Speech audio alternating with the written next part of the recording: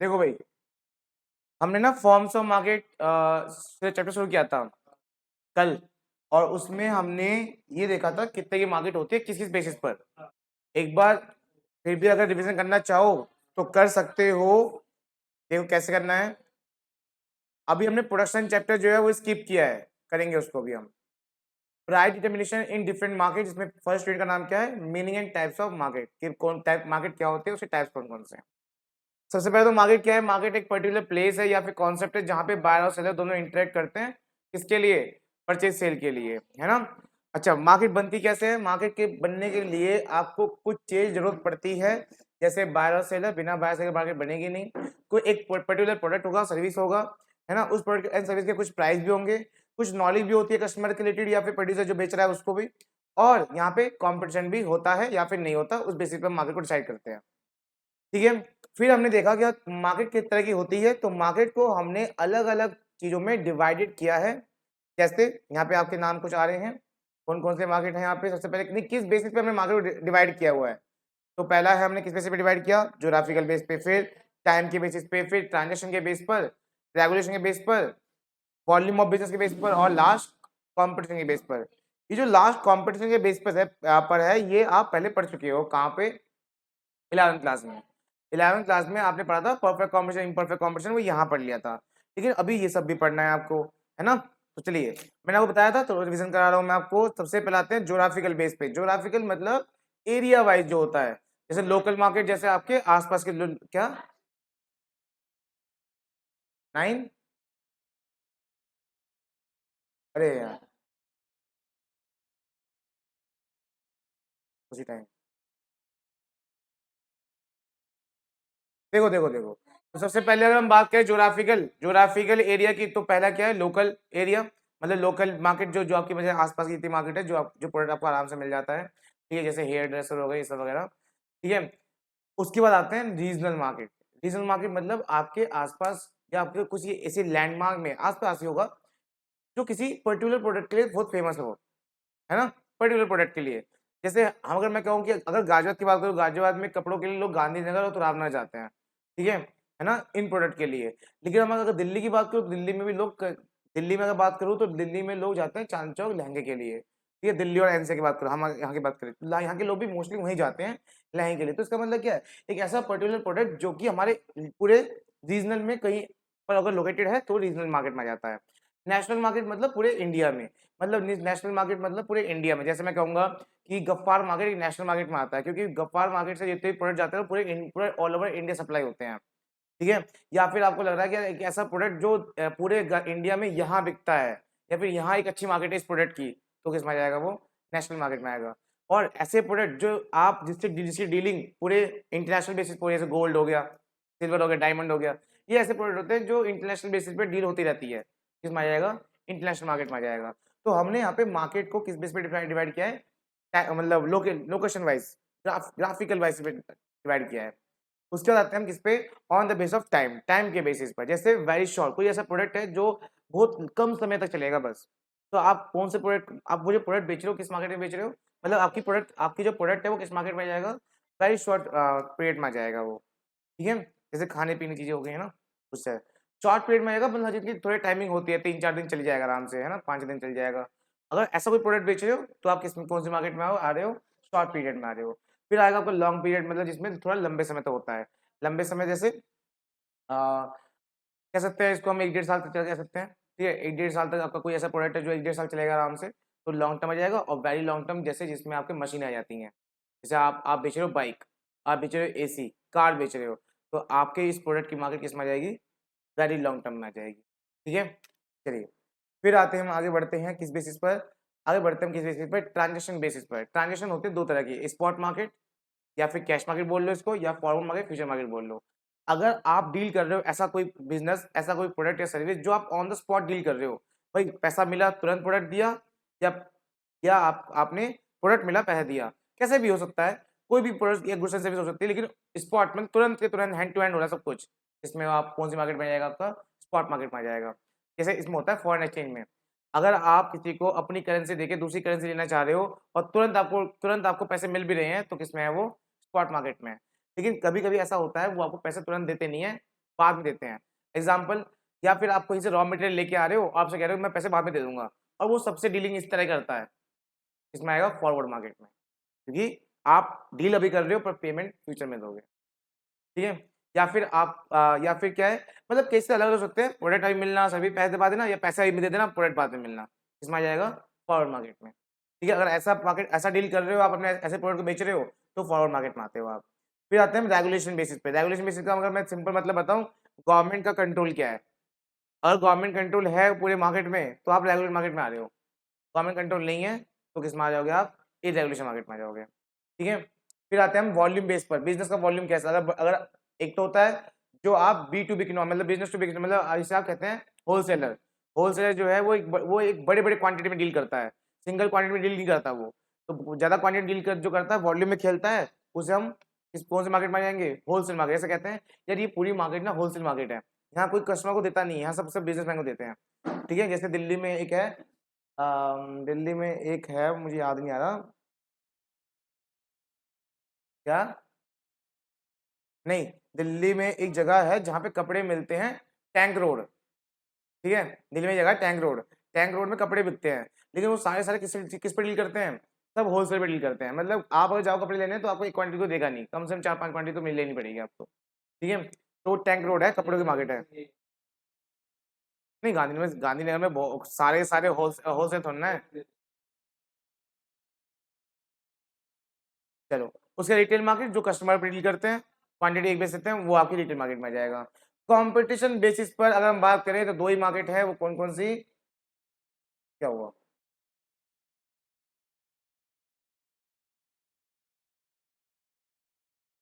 हाँ, competition base पे आपको दो मार्केट है, कौन कौन सी? एक है आपका परफेक्ट कंपटीशन मार्केट, और एक कौन सा है? इम्परफेक्ट कंपटीशन मार्केट, ठीक है? परफेक्ट कंपटीशन मार्केट और इम्परफेक्ट। परफेक्ट कंपटीशन मार्केट कैसी होती है? पता है आपको? ये एक ऐसी मार्केट है जहाँ पे सबके सब जो प्रोड्यूसर हैं, जो फर्म है, वो क्या बेच रहे हैं? सेम टू सेम प्रोडक्ट, ठीक है? सेम टू सेम प्रोडक्ट बेच रहे हैं। प्राइस भी कैसा है तो होता है इनका सबका सेम होता है। जैसे हमारे यहाँ के जो ऑटो वाले हैं, ये सर्विस सेम बेच रहे हैं। इनको राकेश मार्ग से न्यू बस स्टैंड तक छोड़ना है, सर्विस सबकी सेम है, प्राइस भी सबका सेम है। तो इसका मतलब ये कौन सी मार्केट में है? परफेक्ट कॉम्पिटिशन मार्केट में है। फिर वहीं आता है इम्परफेक्ट कॉम्पिटिशन मार्केट, जहाँ पे कुछ ना कुछ डिफरेंस होता ही है। चाहे तो या क्वांटिटी अलग होगा, प्राइस अलग होगा, है ना, कलर शेप कुछ अलग अलग होगा। तो इस बेसिस पर किस पे आएगा? वो इम्परफेक्ट कॉम्पिटिशन आएगा। और इम्परफेक्ट के अंदर भी कितने मार्केट आते हैं? 3 मार्केट आते हैं इसके अंदर। एक हो गया मोनोपोली, ठीक है? ओलिगोपोली, चल भी नहीं रहा, और मोनोपोलिस्टिक। एक होता है हमारा डिओपोली, ठीक है? ये कैसे लिखा हुआ आ रहा है? पहले मतलब ऐसे लाइन से आ रही है, फिर लिख के आ रहा है, ठीक है? अच्छा, on the base of competition. एक हो गया परफेक्ट कंपटीशन, एक हो गया इम्परफेक्ट। इम्परफेक्ट के अंदर कुछ मार्केट अलग अलग आते हैं। तो अगर मैं कह रहा हूँ कि अगर आपने कोई ऐसा फर्म खोला है, जो यार सारे सारे फर्म आपके साथी के जितने फर्म है, वो सेम प्रोडक्ट बेच रहे हैं, सेम प्राइस से बेच रहे हैं, ठीक है, सब कुछ सेम है, तो आप कौन सी मार्केट में आते हो? परफेक्ट कंपटीशन में। लेकिन अगर आपको लग रहा है यार मैं तो उस मार्केट में हूँ जहाँ पे मकसद तो है बेचने का सेम प्रोडक्ट, लेकिन फिर भी सेम नहीं है, जैसे टूथपेस्ट, सबके सब सेम ही तो बेच रहे हैं, मकसद क्या है? पेश करवाना लोगों से, लेकिन कलर अलग है, टेस्ट अलग है, प्राइस अलग है, ब्रांड अलग है ना? प्राइस अलग है। तो ये अगर ऐसा है, तो आप किसमें आते हो? मोनोपोलिस्टिक में आते हो। किसमें आते हो? आपकी मार्केट किसमें आती है? मोनोपोलिस्टिक में। और आप अगर ऐसे मार्केट में हो जहाँ पे आप खुद अकेले सेलर हो और कोई भी बेचने वाला बंदा नहीं है, तो आप किसमें आते हो? मोनोपोली में आते हो। और अगर आप ऐसे मार्केट में आते हो जहाँ पे कुछ ही फर्म है बस, ठीक है? फिंगर्स पे काउंट कर लोगे, इतने इतने ही फर्म है बस, जो पूरे के पूरे मार्केट पे डील कर रही है। किसमें आते हो आप? ओलिगोपोली में आते हो। और अगर आपका कोई ऐसा फर्म, मतलब आपका फर्म ऐसा है जिसमें आप अकेले हो और एक और भी है, बस 2 ही हैं, तो डुओपोली में आते हो आप, ठीक है? समझ में आ गया? मोनोपोलिस्टिक ऐसा फर्म होता है जहाँ पे बहुत सारे फर्म होते हैं, बहुत सारे सेलर होते हैं, लेकिन सारे डिफरेंशिएटेड प्रोडक्ट बेचते हैं। मकसद वही है। जैसे मैं कहूँगा सॉफ्ट ड्रिंक की कंपनियाँ बहुत सारी हैं, ठीक है? मकसद क्या है? सॉफ्ट ड्रिंक बेचना, पर कलर अलग है, टेस्ट भी अलग है, शेप भी अलग है, ठीक है? और प्राइस भी अलग-अलग है। तो ऐसे में ये क्या है, ये किस में आते हैं, मोनोपोलिस्टिक में आते हैं। Toothpaste is the best example of monopolistic market.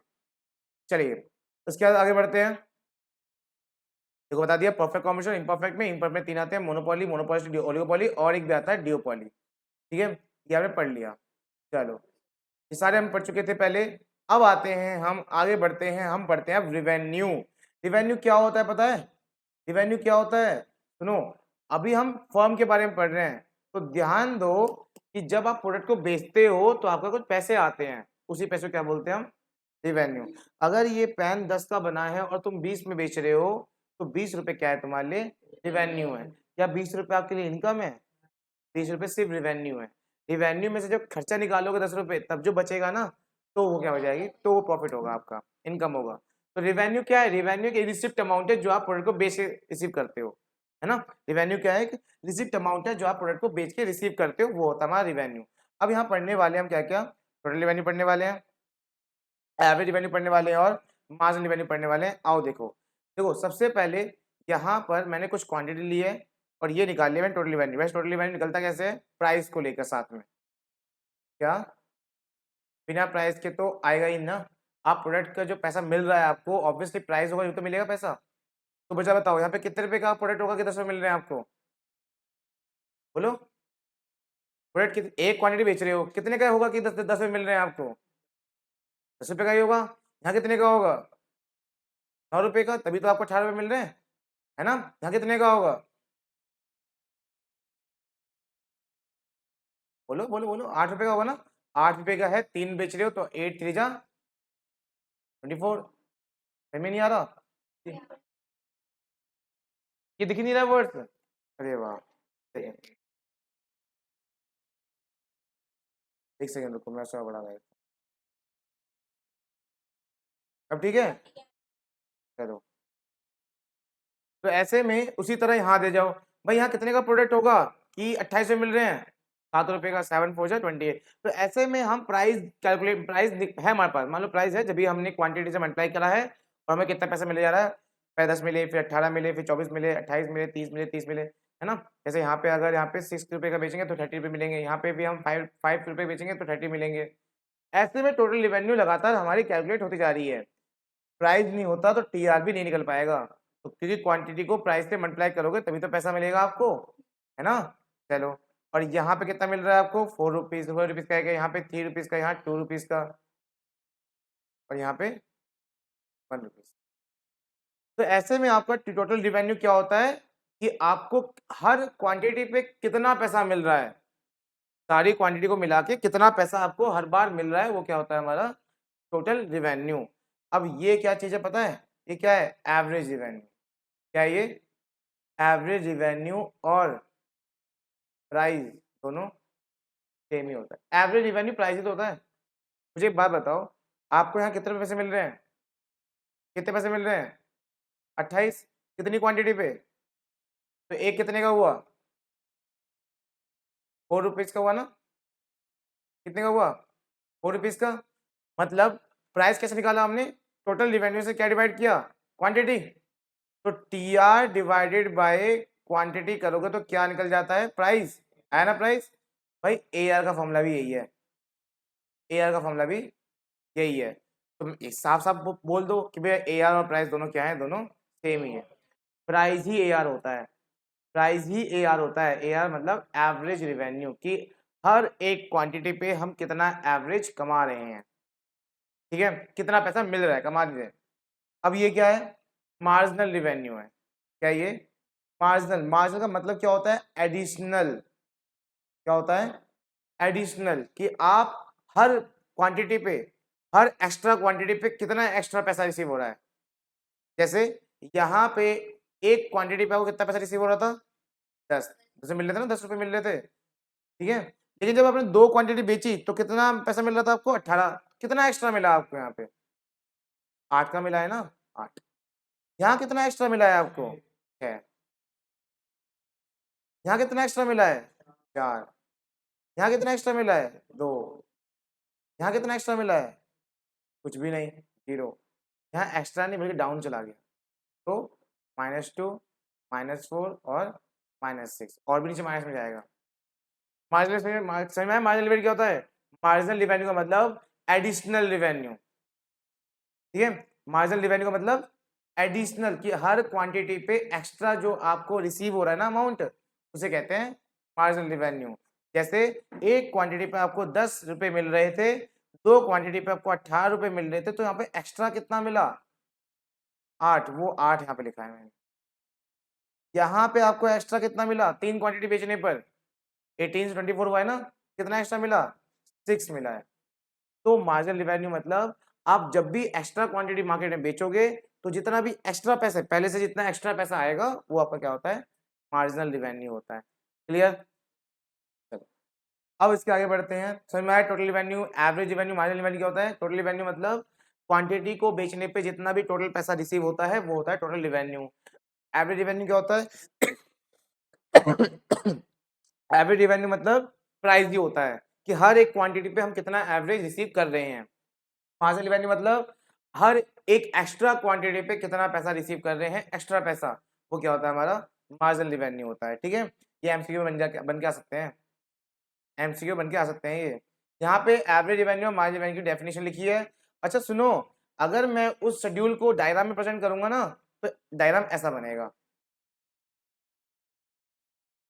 तीनों, ये क्या है आपका? Total revenue. ये कौन सा लाइन है? Marginal revenue. और ये क्या है? चलो अगर नहीं आ रहा समझ में, तो लो मैं तुम्हें को बना के दिखाता हूँ। लाइन लेते हैं, आओ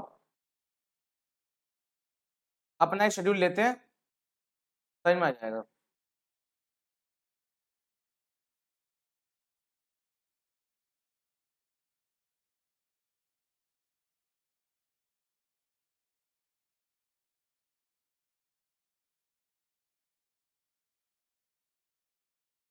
ठीक है,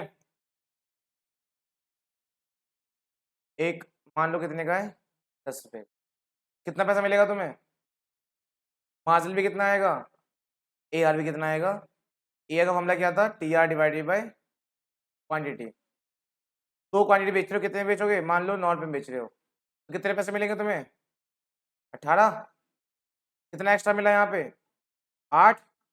और ए आर कैसा आएगा? T R divided by quantity कितना आएगा? 9। और प्राइस भी और ए आर दोनों क्या होते हैं? सेम होते हैं, ठीक है। चलो मैं फटाफट बना लेता हूँ। 8 7 6 5 4 इतना ले लेता हूँ, बस बहुत है। 3 4 5 6 7 24 28 30 30 28। कितना एक्स्ट्रा है यहाँ पे? 6, यहाँ 4, यहाँ 2, यहाँ 0 और यहाँ -2। वही प्राइस होगा 8 7 6 5 4। अब देखो मैं इसका डायग्राम बनाता हूँ।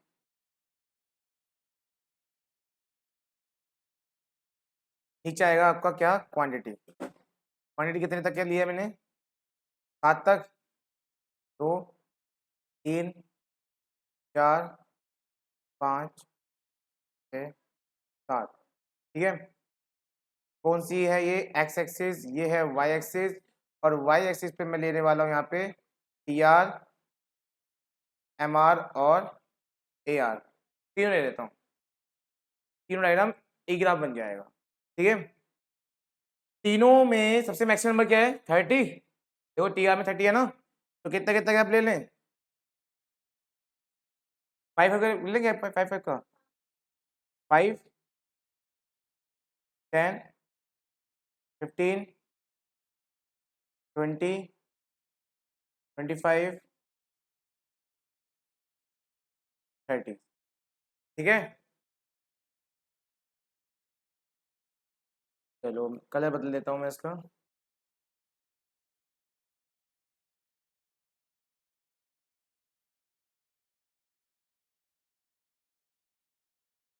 चलो भाई, अब आते हैं हम किस पे? सबसे पहले हम आते हैं किस पे? टी आर पे आते हैं, पहले टी आर बनाते हैं। एक पे टी आर बताओ कितना है? बोलो बोलो बोलो। एक पे टी आर कितना है? 10। दो पे कितना है? 18। तीन पे कितना है? 24। चार पे 28। पाँच पे 30। छः पे भी 30 और 7 पे 28। तो ये बन गया आपका क्या बन गया ये टी आर। और जो एम आर पे 1 पे 10, 2 पे 8, 3 पे 6, 4 पे 4, 5 पे 2, 6 पे 0 और 7 पे -2। स्ट्रेट लाइन बनेगा वैसे तो ये पूरा। क्या ये एम आर, ठीक है। उसके बाद ए आर पे आ जाओ, 1 पे 10, 2 पे 9, 3 पे 8, 7, 6, 5 और 4। ये बन गया हमारा ए आर, ठीक है।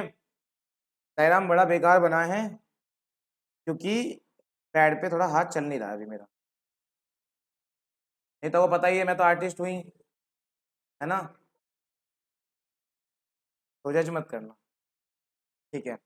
अच्छा, अब यहाँ पे आप देखो, अब यहाँ देखो जरा, व्हेन टी आर इंक्रीज, देखो देखो देखो, when T R increase M R, क्या देखो एम आर, क्या हो रहा है, डिक्रीज हो रहा है। When T R maximum, M R कहाँ है उस टाइम पे, एम आर कहाँ है उस टाइम पे 0। ये एमसीक्यू बन के आ जाएगा कि बताओ व्हेन जब टी आर इंक्रीज होता है तो एम आर क्या होता है, ठीक है, decrease. When T R maximum M R 0, when T R decrease M R negative, ठीक है। और ये बता दूं एम आर और ए आर में एक डिफरेंस ये है, एम आर भी डिक्रीज होगा, ए आर भी डिक्रीज हो रहा है, दिख रहा है ना, एम आर भी डिक्रीज हो रहा है, ए आर भी डिक्रीज होगा, लेकिन एम आर 0 हो जाएगा, ए आर 0 नहीं होगा, एम आर नेगेटिव हो जाएगा पर ए आर नेगेटिव नहीं होगा। ऐसा है, कभी भी किसी चीज का एवरेज 0 नेगेटिव नहीं होता, ठीक है, प्राइस कभी नेगेटिव होता ही नहीं है। और आप बिजनेस कर रहे हो भैया, ऑब्वियसली 0 पे तो थोड़ा बेचोगे, ठीक है, फ्री में थोड़ा बेचोगे। चलो, चलिए ये हो गया आपका। अब बढ़ते हैं हम आगे, देखते हैं आगे क्या है। चलो, अच्छा रिलेशन पढ़ना है, ये पढ़ लिया हमने रिलेशन। अगर हम बात करें भैया, टी आर एम आर का रिलेशन पढ़ नहीं लिया आपने अभी, और एम आर ए का रिलेशन पढ़ लिया कि भैया एम आर और ए आर हमेशा नेगेटिव डिक्रीज होंगे, बट एम आर ज्यादा रेट से डिक्रीज होगा, एम आर ज्यादा रेट से डिक्रीज होगा। जैसे 10 के बाद एम आर 8 हो गया था, पर ए आर 10 के बाद 9 हुआ था, तो दोनों डिक्रीज होते हैं, पर एम आर ज्यादा रेट डिक्रीज होता है, एम आर 0 होता है पर ए आर 0 नहीं होता है, एम आर नेगेटिव जाता है पर ए आर नेगेटिव नहीं जाता। ये होगा दोनों रिलेशन। फिर हमने क्या पढ़ लिया था, फिर हमने क्या पढ़ लिया था, ये क्या खुल गया, ठीक है, ये फिर हमने क्या पढ़ लिया था, एम आर और ए आर रिलेशन भी पढ़ लिया, सॉरी एम आर और टी आर का भी। When T R increase M R decrease, when T R maximum M R 0, when T R decrease M R negative. ये भी रिलेशन हो गया हमारा, है ना। चलो, तो ये हमने रिलेशन भी पढ़ लिया है, आगे बढ़ते हैं हम। अच्छा, इसमें ना एक चीज और भी है, एक चीज और है जो आप एक्स्ट्रा चीजों से हो गए। यहाँ पे क्या लिखा है, ये क्या लिखा है,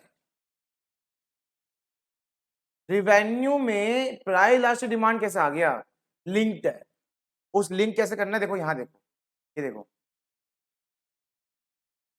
दिख रहा है आपको ये पॉइंट क्या लिखा है, क्या लिखा है, ये प्रूव्ड है, करेंगे इसको। अगर इलास्टिक डिमांड 1 है, कहते थे यूनिट इलास्टिक डिमांड, तो उस टाइम पे आपका एम आर और ए आर हमेशा क्या रहेगा, इक्वल रहेगा, ठीक है। मतलब एम आर और ए आर इक्वल रहता है अगर यूनिट डिमांड कैसी है, इक्वल है, मतलब 1 है। डिमांड 1 कब होती है, जब डिमांड की परसेंटेज और प्राइस परसेंटेज दोनों दोनों सेम होती है ना। चलो, फिर यहाँ पे क्या लिखा है, इलास्टिक डिमांड अगर मोर देन 1 है, मोर देन 1 मतलब हाई इलास्टिक डिमांड या सिर्फ इलास्टिक डिमांड, पता है ना ये तो, तब एम आर क्या रहेगा, हमेशा हमेशा पॉजिटिव। मतलब ये दिख रहा है आपको पॉजिटिव, ये दिख रहा है पॉजिटिव सारा, एम आर पॉजिटिव है ना, इस टाइम पे इलास्टिक डिमांड का आंसर हमेशा 1 से ऊपर रहेगा। फिर यहाँ क्या लिखा हुआ है भाई, ये एमसीक्यू बन सकता है, तो इसे ध्यान रखना, अपनी बुक में लिख लेना, बुक में लिखी तो, ठीक है। क्या है, ई एस जो ईडी जो है यहाँ पे लेस देन 1 है, तो इसे कहते हैं लेस लास्ट सप्लाई या फिर इन लास्ट सप्लाई। इस टाइम पे एम आर क्या रहेगा, हमेशा के लिए नेगेटिव रहेगा। मतलब जब डिमांड की परसेंटेज कम होती है और प्राइस की परसेंटेज ज्यादा होती है, तो समझ जाना कि आपका मार्जिनल रेवेन्यू कहाँ जाने वाला है, मतलब आप एक्स्ट्रा कुछ कमाने वाले नहीं हो। पर मैं क्या कह रहा हूँ, मैं जब आपकी डिमांड की परसेंटेज चाहे बढ़ रही हो घट रही हो कम रहे और प्राइस की परसेंटेज आपकी ज्यादा रहे, तो समझ जाओ आप कुछ एक्स्ट्रा कमाने वाले नहीं हो, आप कुछ एक्स्ट्रा पैसा रिसीव करने वाले नहीं हो, क्योंकि आपका एमआर कहाँ जा रहा है, अब नेगेटिव में जा रहा है। ठीक है,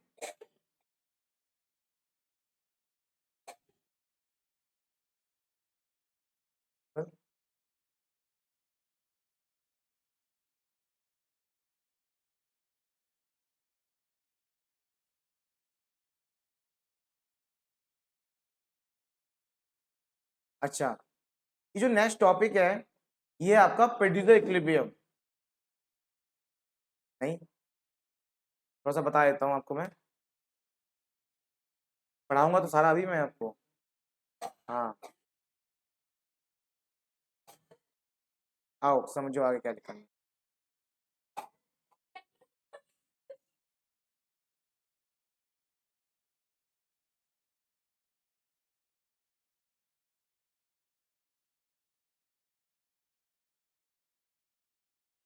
देखो भाई, नेक्स्ट टॉपिक जो है वो है प्रोड्यूसर इक्विलिब्रियम। प्रोड्यूसर इक्विलिब्रियम क्या होता है ये? प्रोड्यूसर इक्विलिब्रियम एक ऐसा सिचुएशन है, ठीक हो गए, ठीक है, अब आप प्रोड्यूसर इक्विलिब्रियम ऐसा सिचुएशन है जब आपका एक्स्ट्रा रिवेन्यू और एक्स्ट्रा कॉस्ट दोनों क्या होते हैं, बराबर हो जाते हैं। मतलब मार्जिनल रिवेन्यू आपके फर्म की और मार्जिनल कॉस्ट क्या होता है पता है? हर बार जो एक्स्ट्रा कॉस्ट बढ़ जाती है, जब आप ज्यादा प्रोडक्शन करोगे तो कॉस्ट ही बढ़ेगी, है ना? तो कभी कोई ऐसा सिचुएशन बन जाए यार इस बार जितना एक्स्ट्रा खर्चा हुआ है और एक्स्ट्रा रिवेन्यू भी जितनी हुई है दोनों बराबर है, तो समझ जाओ आप मैक्सिमम प्रॉफिट पे चल रहे हो। और मैक्सिमम प्रॉफिट जब प्रोड्यूसर कमाता है तो उसे कहते हैं प्रोड्यूसर इक्विलिब्रियम। ठीक है, प्रोड्यूसर इक्विलिब्रियम समझ में आ गया? तो प्रोड्यूसर इक्विलिब्रियम टॉपिक पढ़ने वाले हैं जिसके लिए हमें रेवेन्यू और कॉस्ट दोनों समझने पड़ेंगे, लेकिन कॉस्ट तो हमने स्किप कर दिया, कॉस्ट तो हमने स्किप कर दिया प्रोडक्शन फंक्शन चैप्टर में। प्रोडक्शन में तो उसमें कॉस्ट था, तो कोई बात नहीं, अभी आप जरा कॉस्ट के बारे में समझो, थोड़ा थ्योरी बता देता हूं आपको मैं। कॉस्ट का मतलब क्या होता है? खर्चा, लागत, कि आपके फर्म में कितना खर्चा आ रहा है प्रोडक्ट को बनाने में। अब कॉस्ट कोई एक तरह की नहीं है, अलग अलग तरह की है, और जब हम सारे कॉस्ट को प्लस करते हैं टोटल कॉस्ट बन जाता है। ठीक है, वो कौन कौन सी कॉस्ट है जरा आओ जानते हैं। हाँ, तभी तो प्रोड्यूसर के लिए समझा पाऊंगा। ये प्रोड्यूसर इक्विलिब्रियम की एक सिचुएशन है जब एमसी मतलब मार्जिनल कॉस्ट। अब मार्जिनल कॉस्ट क्या होती है, तो उसके लिए हमें कॉस्ट को समझना है, ज्यादा नहीं क्योंकि इसमें बहुत सारी कॉस्ट है, बस थोड़ा सा बता देता हूँ आपको। सबसे पहले बस दो तीन बताऊंगा, वैसे है बहुत सारी, उस हम चैप्टर में पढ़ेंगे पूरा पूरा। वेरिएबल कॉस्ट, एक होता है फिक्स्ड कॉस्ट। अभी बताता हूँ मैं सिंपल सिंपल, वैसे बहुत सारी कॉस्ट है, उसे हम प्रॉपर उस कॉस्ट चैप्टर में पढ़ेंगे। ठीक है, वेरिएबल कॉस्ट क्या होता है? वेरिएबल फैक्टर पे लगने वाला खर्चा वेरिएबल कॉस्ट होता है। वेरिएबल फैक्टर क्या होते हैं? वेरिएबल फैक्टर वो होते हैं जिन्हें आप प्रोडक्शन में यूज करते हो, जिसे आप चेंज कर सकते हो, जैसे लेबर। अगर आपके पास समय बहुत कम है, या मुझे मुझे ना मैं एक काम करता हूँ, मैं डेली 100 क्वांटिटी बनाता हूँ, लेकिन कल मुझे 500 क्वांटिटी बना के देना है, 500 क्वांटिटी बना के देना है, जिसके लिए मुझे क्या करना पड़ेगा, रॉ मटेरियल बढ़ाना पड़ेगा, लेबर बढ़ाना पड़ेगा, है ना? तो जिस रॉ मटेरियल जिस इनपुट को आप बढ़ा सकते हो, चेंज कर सकते हो प्रोडक्शन को बढ़ाने के लिए, वो सारे इनपुट क्या बन जाते हैं, आपके वेरिएबल इनपुट बन जाते हैं। और वेरिएबल इनपुट पे जो खर्चा आएगा, खर्चा बढ़ेगा नहीं बढ़ेगा? भाई लेबर बढ़ा रहे तो खर्चा ही बढ़ेगा, तो वो जो खर्चा होता है उस खर्चे को कहते हैं हम वेरिएबल कॉस्ट। ठीक है, तो वेरिएबल फैक्टर पे होने वाला खर्चा क्या होता है, वेरिएबल कॉस्ट। और ये चेंज हो जाती है जैसे जैसे आपका आउटपुट बढ़ता रहेगा, तो वेरिएबल फैक्टर बढ़ता रहेगा, और वेरिएबल फैक्टर बढ़ेगा तो वेरिएबल कॉस्ट भी बढ़ता रहेगा। ठीक है, उसके बाद क्या है, फिक्स कॉस्ट। फिक्स कॉस्ट क्या होता है?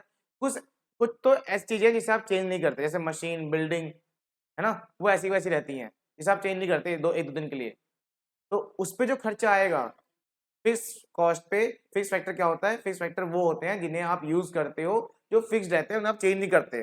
ज्यादा आउटपुट बढ़ाने के लिए आप उन्हें चेंज नहीं करते, जैसे बिल्डिंग हो गया या मशीन हो गई। अब इन पे जो खर्चा आएगा वो क्या होगा, तुम्हारा फिक्स कॉस्ट। और इन दोनों को जब हम प्लस करते हैं तो क्या बन जाता है, टोटल कॉस्ट बन जाता है। ठीक है, अब समझो, जैसे मान लो मेरा एक क्वांटिटी पे जो टोटल कॉस्ट आ रहा है वो 10 रुपये आ रहा है, 10 रुपये कैसा आया, इन दोनों को प्लस करने से, इन दोनों के प्लस करने से आया। एग्जाम्पल बताता हूँ, मान लो यहाँ पर है, यहाँ है 4 रुपये और यहाँ है 6 रुपये, कितना 10 रुपये हो गया।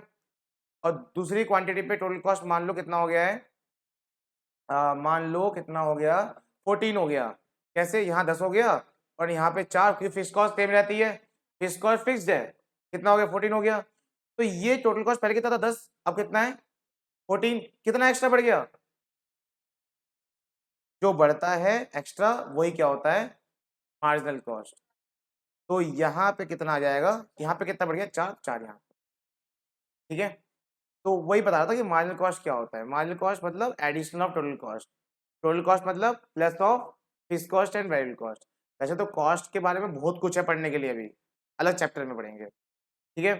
तो अभी मैंने एक कॉन्सेप्ट लिया है कि भैया मार्जिनल कॉस्ट क्या होता है वो समझाना था बस।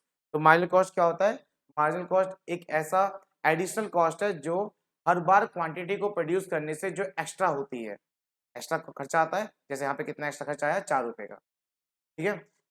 और यही मान लो कि आपका कभी मान लो दो क्वांटिटी पे आप एक्स्ट्रा 4 रुपये रिसीव कर रहे हो, एक्स्ट्रा 4 रुपये रिसीव कर रहे हो, तो एम आर और एम सी क्या हो गए, बराबर हो गए, कितनी क्वांटिटी पे 4। तो समझ जाओ कि शायद आप यहाँ पे क्या कमाने वाले हो, मैक्सिमम प्रॉफिट कमाने वाले हो। मैं शायद वर्ड इसलिए बोल रहा हूँ कि इसमें भी एक लॉजिक है, इसमें भी एक कॉन्सेप्ट, एक लॉजिक है, वो लॉजिक हम आगे पढ़ेंगे, ठीक है। पर इतना पता है कि एम आर एम सी जहाँ इक्वल हो जाता है ना, वही प्रोड्यूसर क्लेम होता है, ठीक है। इसमें भी कुछ बातें हैं वो हम आगे पढ़ेंगे प्रोड्यूसर क्लेम में। कितने मिनट हो गए।